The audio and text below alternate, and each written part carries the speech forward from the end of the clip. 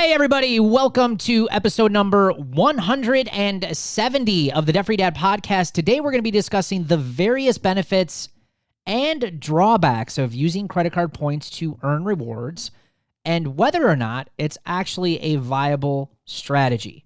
Now, credit card points can be an enticing offer for those who want to earn rewards for their everyday purchases. Now, with point programs offered by credit card companies, you can actually earn rewards like cashback, travel miles, and other perks just by using your credit card for purchases. However, it's important to understand the costs and benefits and the risks of these types of programs before you sign up. Are the rewards actually worth the annual fees and the possible risk of high interest rates if you don't pay the cards off? We're going to be talking about it and debating this topic, and it's a popular one on today's show. Stay tuned. You're listening to the Debt Free Dad podcast with Brad Nelson. Brad and his co-hosts experience the anxiety of living paycheck to paycheck before learning the fundamentals of financial security. They are now on a mission to empower regular people to pay off their debt for good and enjoy happier, less stressful lives. Keep listening for inspirational interviews, tips, tricks, and practical advice to gain financial freedom.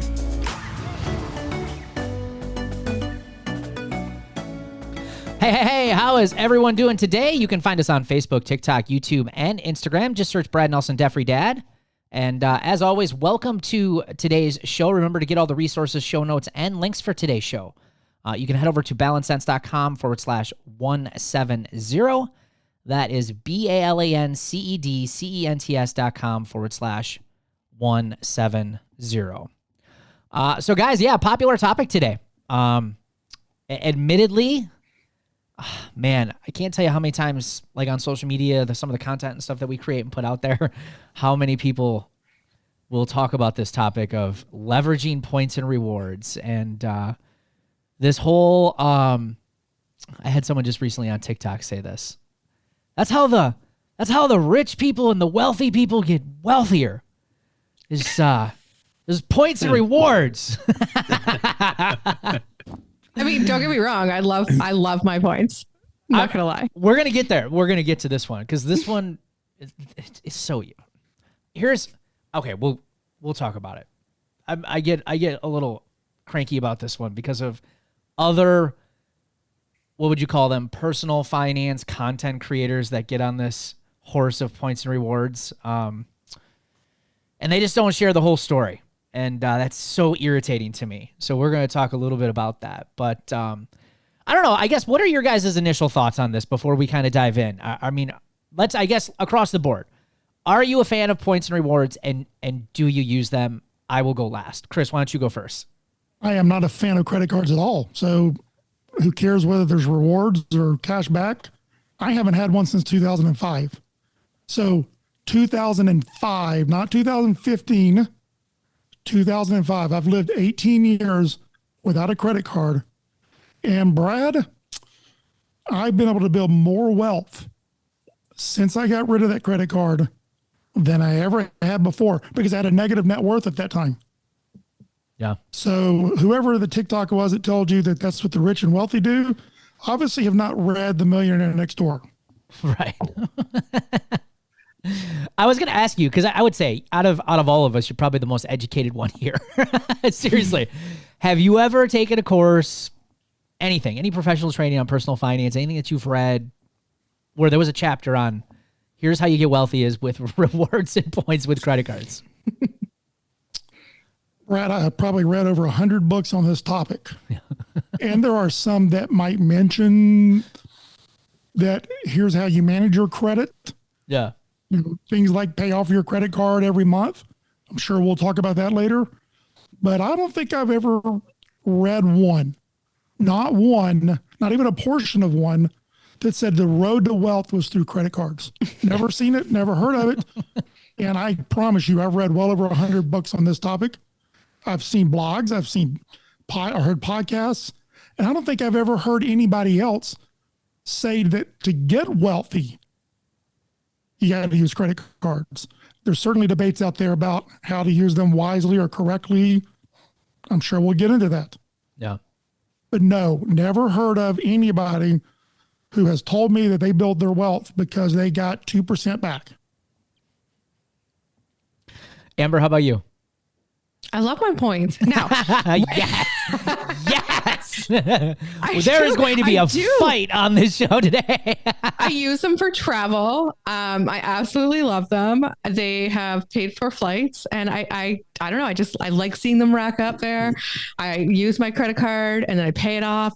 Now, having said that, when I was in debt, the points were useless for me because I was paying so much interest. Okay, hold on. Wait. Now you're getting ahead. No, let's not get that far yet. Yeah, sorry. So are you using, all right, okay, so to be clear, you obviously run your own business. I do. Are you using the credit card just for the business, or do you have one for personal too? I have one for the business, and then my husband has one that we use together for personal. Okay. All right. Yeah. Okay. And they're both points cards. Okay. All right. That's fair. All right. Katie, you're next. So I always thought points were a great idea. But it took me way, way, way too long to figure out that getting 1.5% back, 3% back when you're paying 16, 20, 23% interest because I wasn't paying my card off every month. They don't really explain that part of the points. And no, it wasn't worth it. Yeah. But man, they make it sound like you're winning, don't they? It does. I was even since joining Roots, I was still doing it because my insurance company's credit card, if I paid my insurance premium on it, they would give me 3% back. And I'm like, yeah, but when I have $5,000 that I owe on it, that's a lot of interest that I'm not really making that work out in my favor. Right. Yeah. Cool. Ryan, what about you? I wouldn't say, I mean, we don't chase after points, but I mean, now that, once we got out of debt and we just kind of learned how to manage our finances, we have a card that when we know what we're buying, like we did like house renovations. And so like for us, we had the cash. So we just used the card and then we paid it off because we do get those miles. So it's kind of like, and we had got a couple flights out of that, for free by doing that sort of stuff. But just like regular day, like I don't just walk into a store and think like, oh, I just want to gain some more points today. Like it's very specific now, about how we use it. But I mean, it's not a driver for me in any way, but I do take advantage of it because it's there. And as long as we have the cash for it, it's not a big deal for me. Right.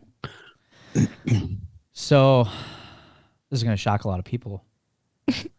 But I also have a credit card. So it shocked me when I seen it the other day. I know. All right, so I want to talk. Okay, so I want to talk about this. So I do not have a personal credit card for my personal finances. I have a business credit card. All right. Now, the reason why I chose to do this, number one, I wanted to see just how many points and rewards, like, is it worth it to even play the game? All right, I wanted to try it.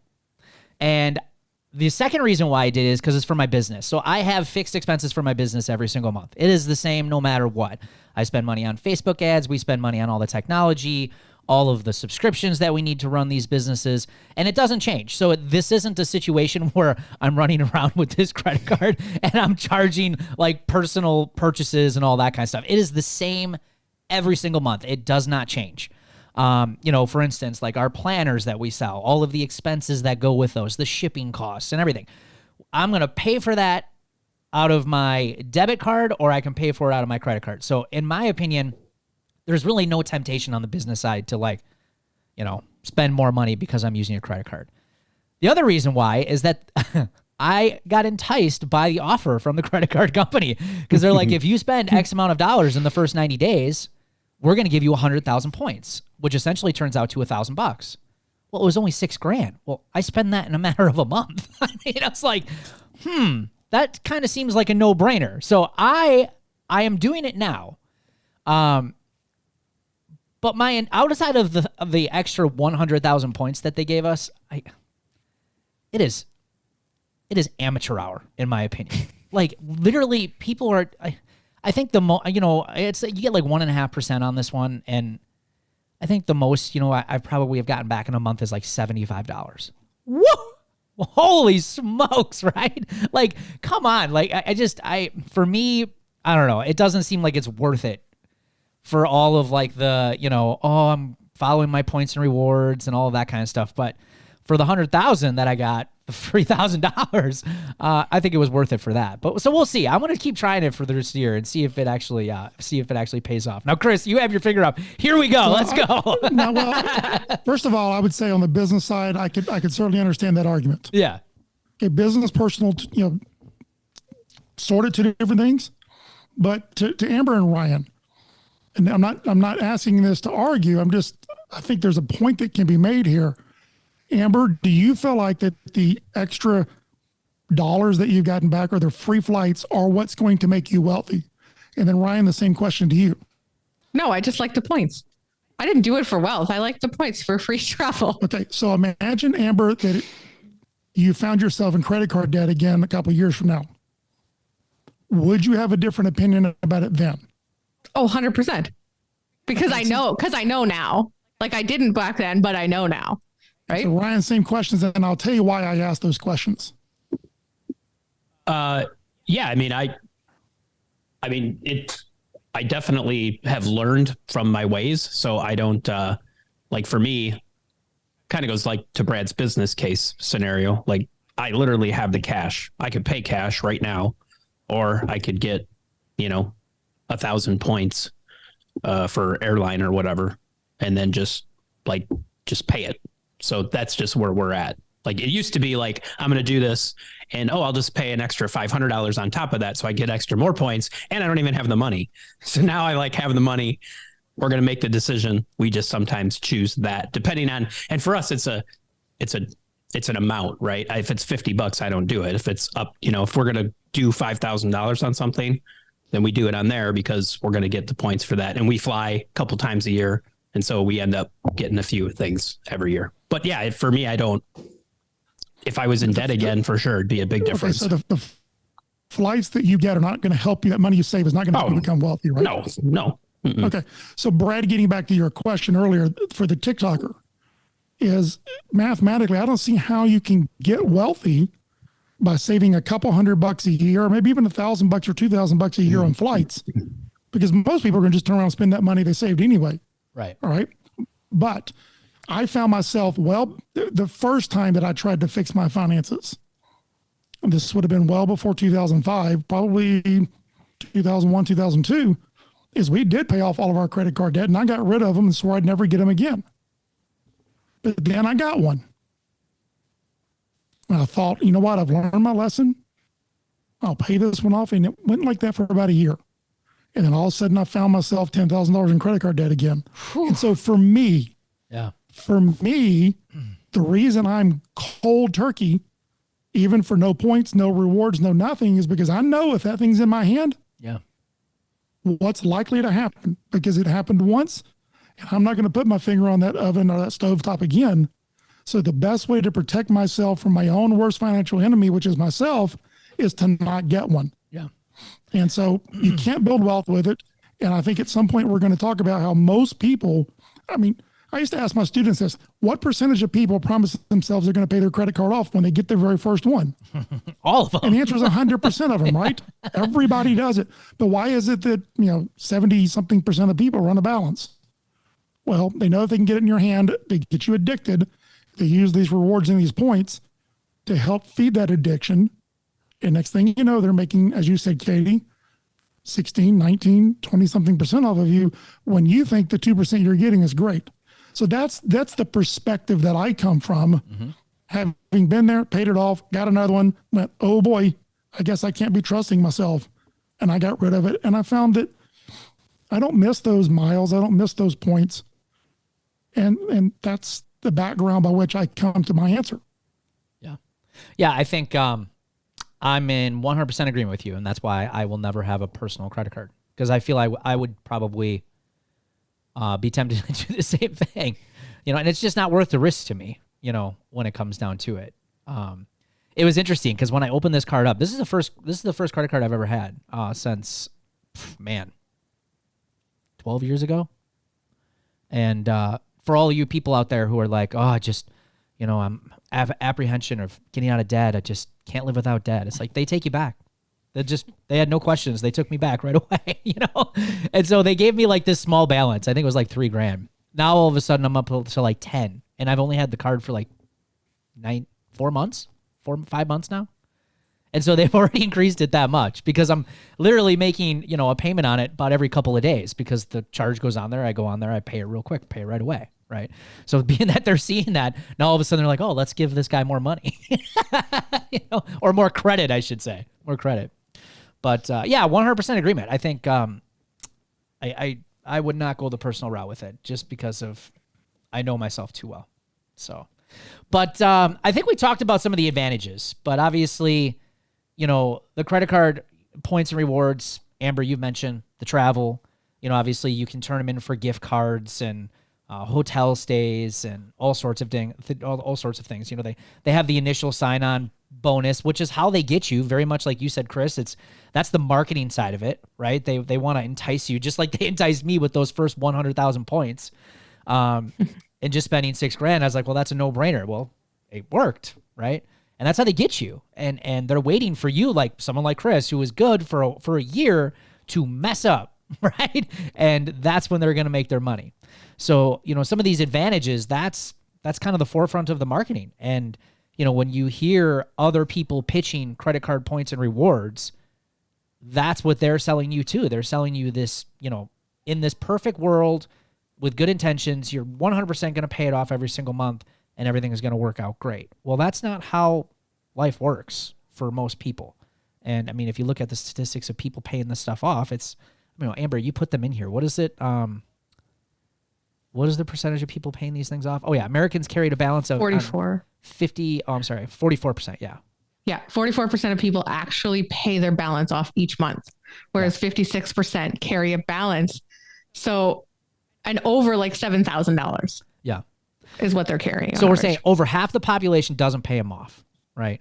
And this is what really pisses me off about social media and all these content creators that are out there talking about personal finances, because they will pitch to people, this is how you leverage and get ahead, and you should play the game for points and rewards, pay it off every single month, but they don't talk about the other side of it, which is that the majority of people aren't doing that. And the majority of people who aren't doing that are getting their teeth kicked in with interest rates and fees and all sorts of things, and they get themselves into this paycheck to paycheck life, all in the name of points and rewards and thinking that they're getting ahead. And I think there's so many content creators out there that are just doing people so much disservice in education. I'm not talking about the pros and the cons. They talk so much about the pros. Oh, you get free travel, you get free this, you get free that. It's a no-brainer. You would be stupid not to do it, is basically what they're saying.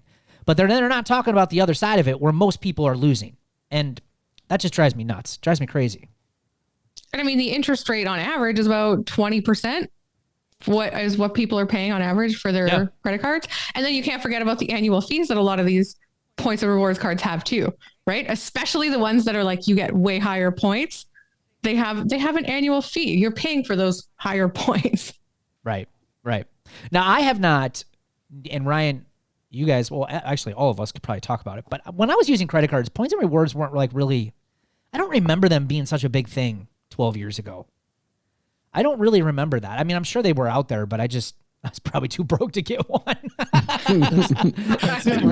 probably was. I probably had too many credit cards to begin with. I was like, oh, I really can't get one of those cool credit cards, right?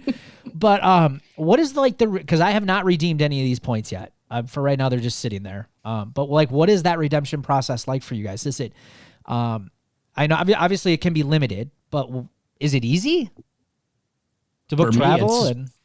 Yeah, for me, it's I do airline. So, I mean, it's literally, I have the card from the airline, and, if you book a flight, you just redeem it. I mean, it's very easy to do it.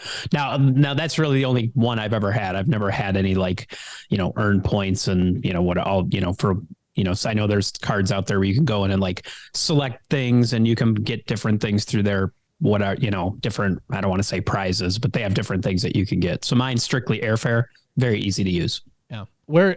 So yours is strictly for airline though, right? An airline. Yes. An airline. Okay. Yes. That makes sense. So you have to shop with that airline though, right? Correct. Yeah. Yeah. And mine, I use through Expedia. I could shop with for stuff, but I never do because I just want to travel. So I could use it for hotels, car rentals, anything Expedia sells. Gotcha. Okay. I always did the cash back. So at least I was getting like the statement credit for it. But when it's $12, does it really make a difference? Right. Yeah. Well, and I think, and Chris, I want you to talk about this because you own the ice cream shop. And so talk a little bit about the other thing that people don't talk about when it comes to you hearing about points and rewards is they don't talk about the statistics and the real facts about people spending more on using credit cards, even debit cards. And you have personal experience with this. You're running your ice cream shop. You've been doing this coming up on a year. What are you seeing as far as the habits of people using these types of different payment options in your store? Well, it's not hard to look at the statistics because every day I have to record and track how much we brought in cash, how much was in debit cards and credit cards, because I want to know how much are they going to be taking.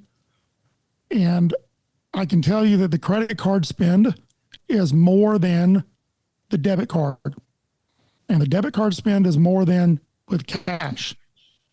All right. And we're in a part of the country where people still use a lot of cash, believe it or not. I actually have more cash transactions when you count the number of people who pay with cash. But the dollar amount for debit cards and credit cards is 2, sometimes 3 times the amount that people who pay with cash is. Now, to be fair, like we said before we went on the air, sometimes it's people coming in with 5, 6, 7 people and they're paying for everybody, which is another thing about credit cards and plastic. It's easier to add that person. But it sort of does a little bit skew the statistics, but there's no doubt in my mind now, after owning an ice cream shop, that people spend more with plastic. And it's something that I always knew, because when I would pay with cash, I'd spend less than when I paid with a debit card. I can't speak for credit cards because I don't have one. But when I taught, I used to bring up, and Brad, hopefully you can put at least one example of this in the show notes.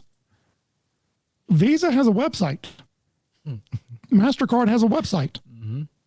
American Express, Discover, they have websites. Now, people who want credit cards are going to go there and look at the consumer part of the website. And they're not going to tell you on the consumer website, get one of our cards so you'll spend twice as much, or 40% as much, or 70% as much. Don't get one of our cards so that you can pay 16, 19, 20-something% in interest. They're not going to tell you get one of our cards so that you can perhaps file for bankruptcy one of these days. They're not going to tell you all the negative stuff. They're going to tell you all the great things. But when you go over to the merchant part of their website, that portion of the website for people like me who own an ice cream shop, they're going to tell you, why should you accept a Visa card or a MasterCard or American Express or Discover? And they'll tell you on there, because people spend more money when they have a Visa card compared to cash. MasterCard has got a similar page that says the same thing. And then Discover and American Express will fight over, they know me, our people spend even more. Don't forget us over here at Discover and American Express. Right. You should accept our cards too, because our customers are more sophisticated and they'll spend even more money. So you can believe me, you can believe Brad, anybody else that you read, but if you go to those websites and look at the merchant sections, they'll tell merchants, you should accept our card because customers are going to spend more. So you have to ask yourself, okay, I get a $500 airline flight for free. Well, let's assume that you pay off your debt every month.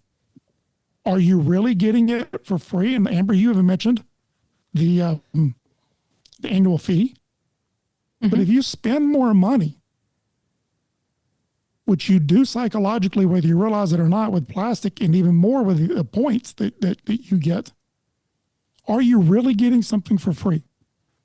No. That's the challenge I think people don't want to look at. Yeah. Well, those are the facts that just aren't shared. I'm looking at Visa's website right now, and you scroll down not even one click, and it says right there, larger transactions, credit card purchases. This is on Visa's website. Credit card purchases average more than the average cash transaction. I mean, I don't understand. I mean, they're admitting it. I mean, it just blows my mind that but that's marketing. I mean, that's how powerful marketing is, and just how big they've gotten, how much money they've thrown at this machine. And I think they have to put that on their part of the website. Why? Because me as a merchant, I pay 2.5% of every transaction. So when people come in and spend money, I have to pay it, not them. Right. Visa's getting that, or MasterCard, American Express, Discover, they're getting that money from me as a part of my cost of doing business. So they've got to make that argument to me on why I should accept their cards, knowing I'm going to pay them a fee. Now, I don't do it because I expect higher transactions. I do it because I know some people traveling, they have credit cards, they have debit cards, and it's more of a convenience factor. That's why I accept them. But they've got to make that argument to merchants to justify what they're going to, charge you for it. Well, I think it's like you said. I mean, you're paying more, especially for me, like when I say we use it for very specific large purchases, but a lot of people use it for just like, let's just go shopping. And so like when you just use it for shopping, you're naturally going to spend more money, which kind of goes all into that. And exactly what you were saying, Chris, is, Visa, like for the people who are probably listening to this, well, I pay off my credit card every month. And like you said, Chris, you're probably spending more money every month on the credit card. And Visa and Master, or whoever these credit card companies are, they don't care if you pay your credit card off every month because you're spending more and they're getting a percentage of that on the back end that, Chris, you're paying to them. So like they're getting more money anyway. So they know even the people that are quote unquote paying off their card every month are spending more money, and they're getting more money as a result of that. Like, it's just like, I'm sure they would love you to carry a balance, but they're still making money off you when you use the card. So it just happened this week. So that's why it's fresh in my mind. I do work for a bank, which will remain unnamed. And for a part of my job, I had to get a branded card just to have it. That's all they needed. I happened to have had my debit card compromised. So I was waiting for my debit card to get replaced and mailed out to me. So I was using this card and writing in my check register exactly what I spent so that when my debit card came back in, I could pay off the bill and all that. But then I started getting emails like, oh, you have our card now. Now you should shop at these local merchants. And there were like 5 or 6 local stores that I know are like literally down the street. Like, oh, they accept this card. You should go there and shop with them. And I'm like, wow, they are really good. But that's only because I've been doing this for almost 5 years where I know the trickery.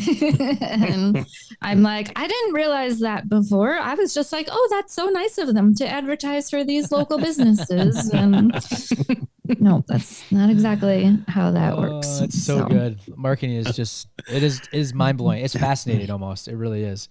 Is that the program, Katie, where small businesses can sign up? And if people use their card at your small business, the customer, get an extra 2% back? I have no idea. I'm not on the merchant. Because I've seen that one that sent to me because, again, I accept those cards. I've seen that program, and I'm like, okay, well, I don't know if I want to take advantage of people so that they come spend more money to get themselves 2% extra back, which on a scoop of ice cream is what, 4 cents maybe? I just have avoided doing that, but I think that's probably a similar program that you're talking about. Yeah, and Amber, you put a crazy statistic in here. A 2006 study by the Federal Reserve Bank of Boston finds that the average value of a credit card transaction was $57 versus an average value of $22 for a cash transaction. So again, I mean, it doesn't, I mean, we have inside roots, and I've talked about this in a lot of the speaking events that I've done. I mean, they've done studies of this, like people going through the different transactions of, using cash or using credit cards, and your brain physically reacts differently in those transactions. And they have proven that your brain does not register a credit card transaction with nearly as much pain as, say, a cash transaction. They've sent people and these purchasers through like an MRI machine, and they monitored their brain activity while the purchase was happening. Now, how the heck did they do that? I have no idea, but that's fascinating to me that literally the brain just does not register nearly as much pain as cash. And that is why there's so much data out there. It doesn't take long. Just Google it. How much more money do you spend using credit cards? And you'll see so many different ones. I mean, the famous one that was always talked about for a while is the McDonald's one. Because, McDonald's was only a cash store for so long until plastic became so heavily accepted. And then they changed over, and their average transaction went from $4.50 to $7 per transaction.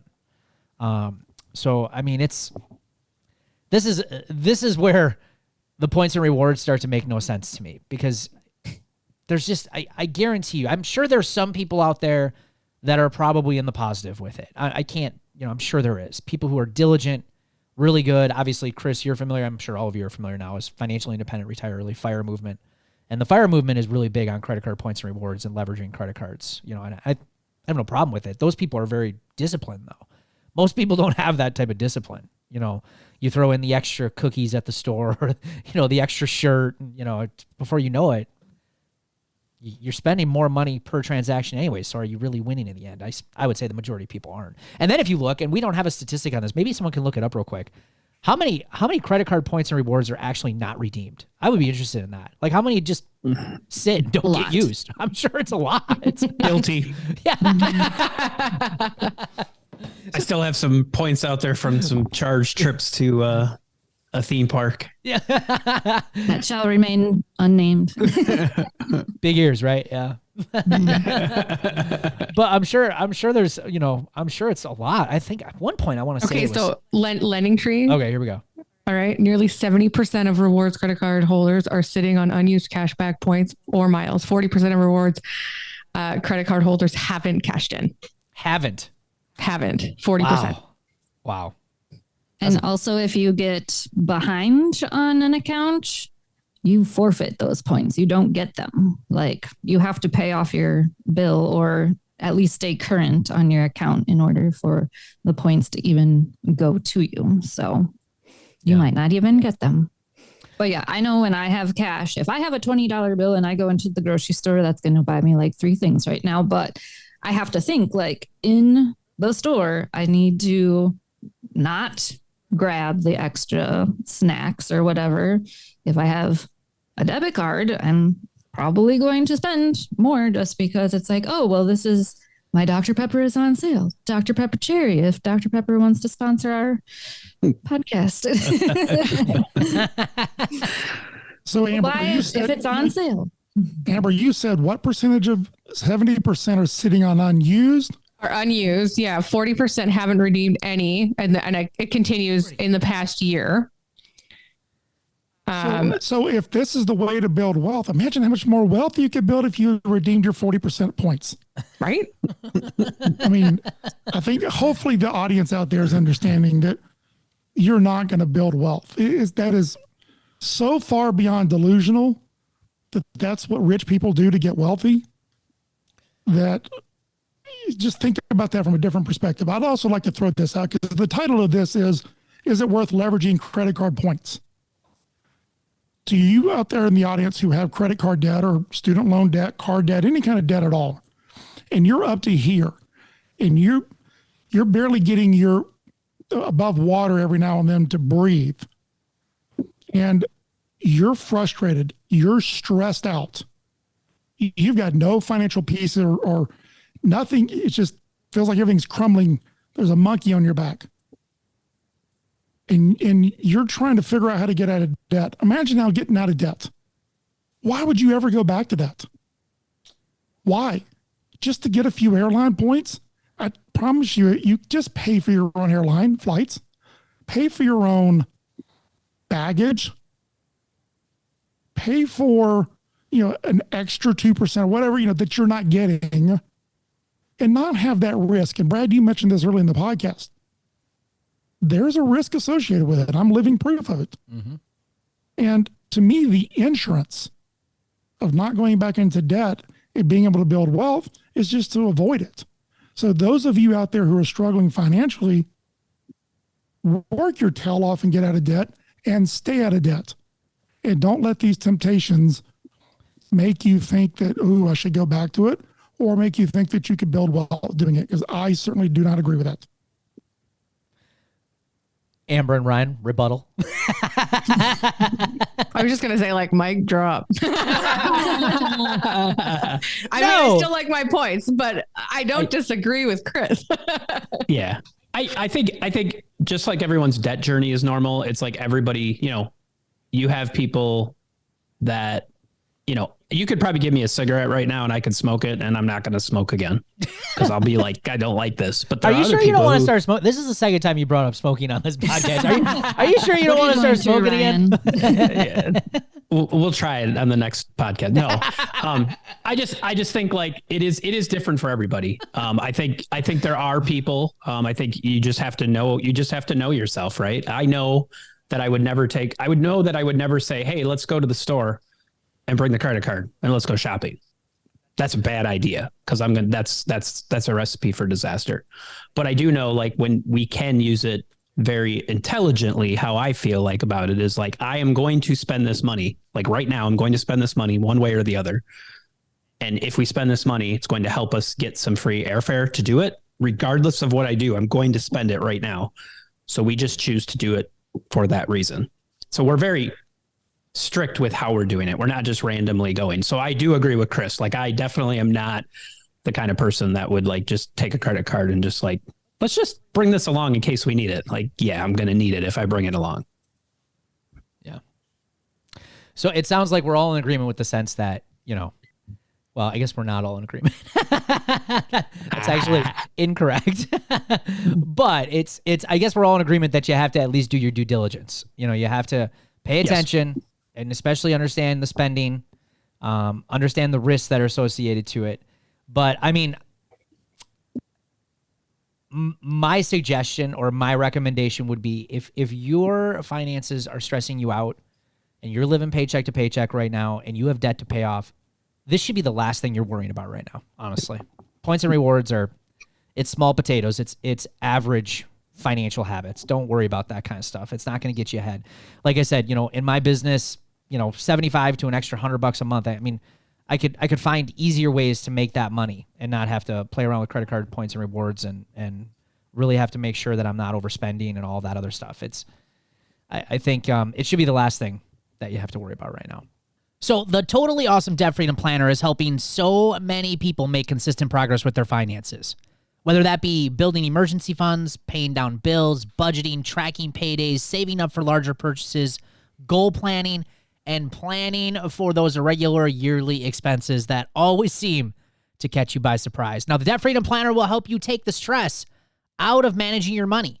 And if the thought is running through your mind, hey, I just need to have a simple tool to get my finances together, this planner is perfect for you. Head over to therealdebtfreedad.com, click on the Debt Freedom Planner in the menu at the top of the page, and order your Debt Freedom Planner today. Let's talk about debt, baby. Let's talk about your money. Let's talk about all the good things, all the bad things that may be. Let's talk about debt. All right, guys, that sound means it's time for the celebrations of the show. And today we are kicking it off with Sonia Schultz-Coons.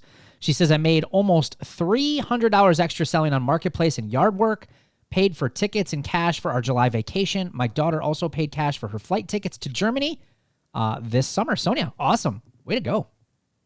And Mary Southard paid $623 towards debt, $20 into the emergency fund, $300 into vacation fund, May budget's done, bills paid, $190 into sinking funds, pets, flea, and tick meds paid in cash, and setting up a way to pay for their daughter to go to DC on a DC trip with school next year. Yeah, that is awesome. Long those list wins of are wins. amazing. That's awesome. Way to go, Mary. And notice both of them have paying cash for trips. Yeah, how about that? Samantha said, I set up my car payment and rounded it up to the next 100 so she could pay it off faster. Awesome. There you go, Samantha. And I always get this one. LePack. Yep. LePack.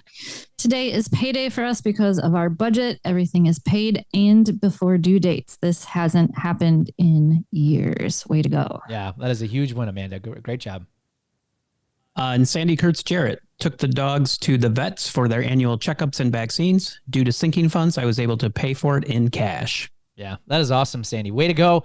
And I just did that. I did that last week. Man, $560 for an annual checkup. Whoa. Man, my kid says he doesn't ever get anything. It's his dog once a year. That's a lot of money. Man, pets are expensive. Yep. Did a whole podcast episode on that. You should go check it out. All right, guys, congratulations on all your hard work. And if you're just getting started with our podcast, or maybe you've been listening for some time and you're interested in how you can get started on the road to financial freedom, go visit our website at balancesense.com and sign up for our free Life Without Payments workshop, where we're going to show you the very first steps that have helped tens of thousands of people just like you and I kick financial stress and worry for good.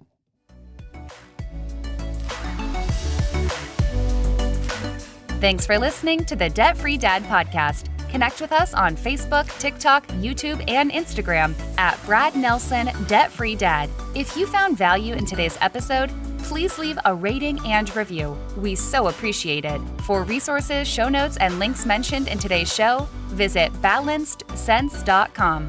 That's balancedsense.com. Catch you next week.